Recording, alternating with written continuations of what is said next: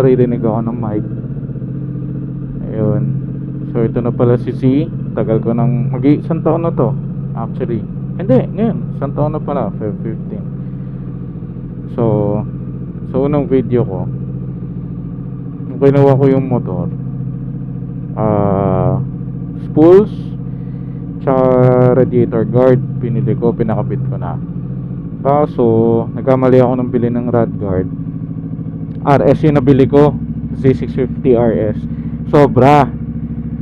Kaya bumili ako ng pang Z650 talaga, para yan sakto. Tapos second day, napakabit ko na tong until tidy na ako agad. Tapos bumili rin ako nung headlight cover para pag tumatalsik yung mga bato-bato, dito lang siya. Sinunod ko yung ilaw na TDD Dominator ako. Tapos tatry ko yan sa Saturday, palipat dito kung pwede, kung kakayanin. Kasi pag maulan ng biyahe tapos medyo madumi yung daan, nadudumi yan. So pag binuksan mo yung ilaw, wala nang kwenta, hindi maganda buga, kailangan mo linisan. So ang huling pinakabit ko dyan, sinag-order din ako ng mga spools para sa paddock. Tapos ito yung mga cover, front and rear axle. Then yung natin, muffler sa ARG. Shoutout ARG. Ito yung sa may sukat, Paranaque. Ayan yung design niya, naka-loop. Tapos pag gusto ko kasi parang underbelly pa din. Yun, okay naman yung tunog niya. Medyo mainit na. Tapos ito, grip puppies, Shopee rin actually. Okay din siya kasi ma-vibrate yung ganda siya sa kamay. Ma-vibrate kasi ang pag sa stock manipis masyado, at least to kahit pa paano nakakatulong, di na ako ngalay. Tapos ang huli ko pinili, of course, naka Batlux tayo, T32. Shoutout kay Tar guys, yan sa Dasma. Kaya na-try ko lang din itong memory card ko. Hopefully good siya. Kasi kakabili ko lang ng 256 GB. So yun, may mga tama na siya kagad sa parking, nagasgasan. Sa mga tank pad. Nga pala, shoutout din kay SPP. Naka velocity stocks na to. Tapos naka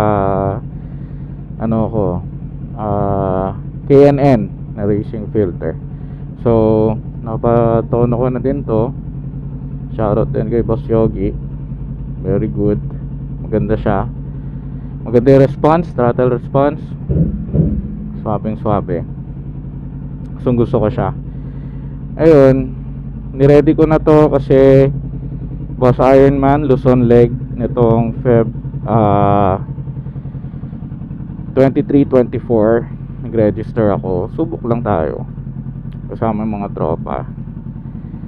So ayun lang, tinatry out ko lang tong memory card din. Hopefully okay din siya. And sa susunod na vlog ulit. Sensya na, ang tagal ko hindi nag-upload, sobrang busy. Kita nyo naman, kabelly pan pa. Oo nga pala, yung belly pan, kayag lang. Ayan, parang mga after a week yata binili ko na siya. Alam, feeling ko pogi kasi. Ayun, try ko ulit mag-upload, and I'll try to vlog natin. Hindi pala i-try, vlog natin yung sa Boss Ironman natin. And okay din, bumili din ako ng ICC ba tawag doon, yung parang intercom cam something, kay kalimutan ko na kung kanino, basta sa Shopee ko nakita yon.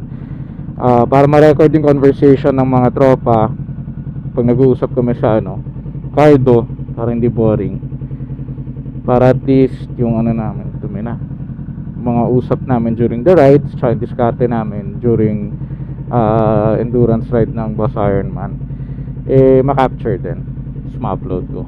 Anyways, larga muna ako, medyo gamitin ko lang muna. Upload ulit ako till the next video.